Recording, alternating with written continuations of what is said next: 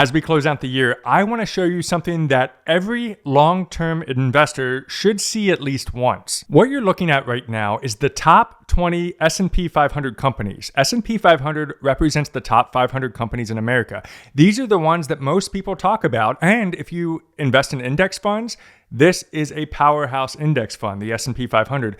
But take a look at some of the leaders of the stock market over this last year. NVIDIA.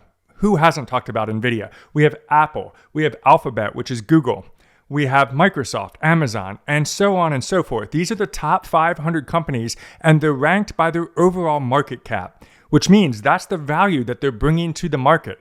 This is their potential growth, not only for what has been, but what's to come. All of that is not permanent. It's only temporary.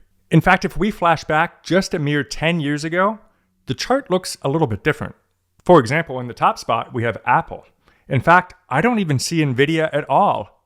And this was only 10 years ago on 12/31/2015. Let's go back another 10 years. We're going to go back to the year 2005. Now look at 2005 and let's take a look at the number one company, ExxonMobil. Feel free to pause the video here and take a look at these companies. These are the top dogs of the year 2005. These companies back in that time, if this was a YouTube video being put out in the year 2005, this would be the stocks everybody was talking about.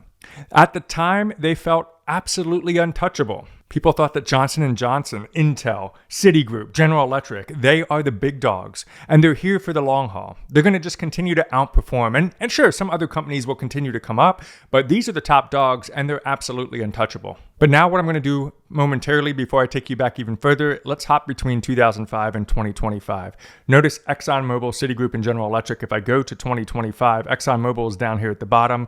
I don't know where Citigroup is. And if we look here at General Electric, it's also off the chart. So much has changed over the last 10 years. And yes, some of these tech companies have been absolute powerhouses. In fact, in the last couple of years, we've been dominated by tech.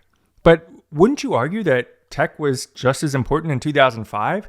I mean, if you think about it, right around the corner from 2005 was the introduction of the iPhone, was the introduction of smart devices, was the introduction of better computing, better internet, and better technologies. But yet in 2005, it kind of was dominated primarily by banking and Citigroup, ExxonMobil, which is obviously gas and oil, and General Electric. Nobody looking at this list back in 2005 would have predicted today's winners. In fact, I'd be willing to bet if we had a time machine, if we could go back with Doc Brown, back to the past, and then back to the future, I bet nobody would have figured that in 2025, on New Year's Eve, NVIDIA would be the number one company in market cap on the United States stock market.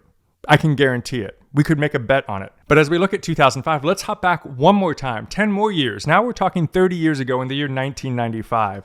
It also paints a little bit of a different picture. Here we have ExxonMobil still leading the way, which means from 95 to 05, ExxonMobil was the top dog. But look right below them, Coca-Cola of all places.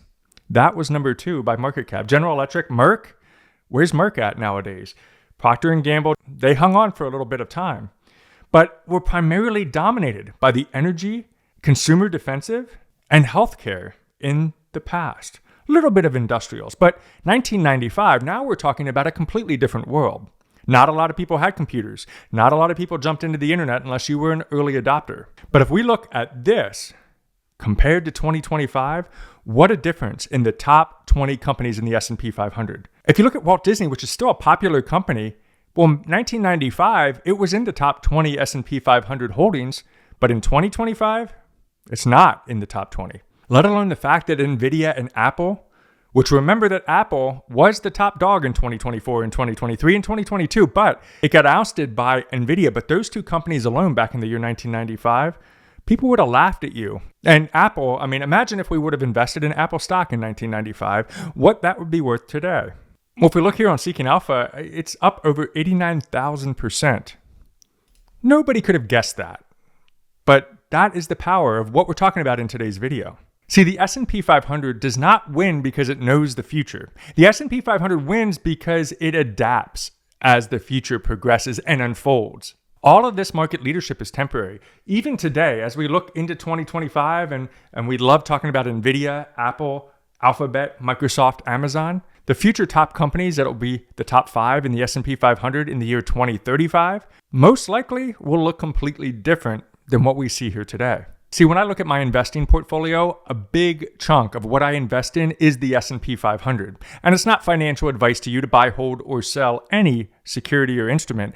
But if you think about the S&P 500, the VOO, as these companies rise and lower and new companies come in and take over the market, my fund is automatically cleansing itself with the next big stock. See, there's a big difference between 1995 when you were putting all your money into General Electric, and believe me, some people did, thinking that General Electric would still be the top dog and still continue to grow and develop and make a huge portfolio. So they put all their eggs into one basket. Well, General Electric is next to nothing. In fact, I encourage you to go look at the stock and see how it progressed over the last 20, 30 years. But see, if you would have bought the S&P 500, it continues to outperform. Take a look at this particular chart, and what we're looking at is SPY, which is an index fund for the S&P 500 compared to the General Electric single stock. Now, take a look at this same thing, SPY versus ExxonMobil. Remember, this was the Nvidia and the Apple of the past.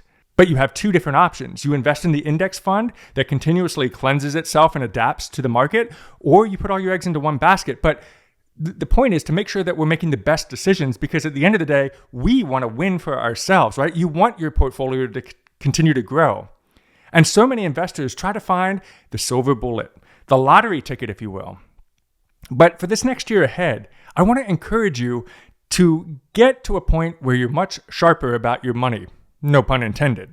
But we look at how can we make sure that we're setting ourselves up for successful, predictable financial success in the future, instead of, I hope it wins, and if it doesn't, I'm in financial ruin.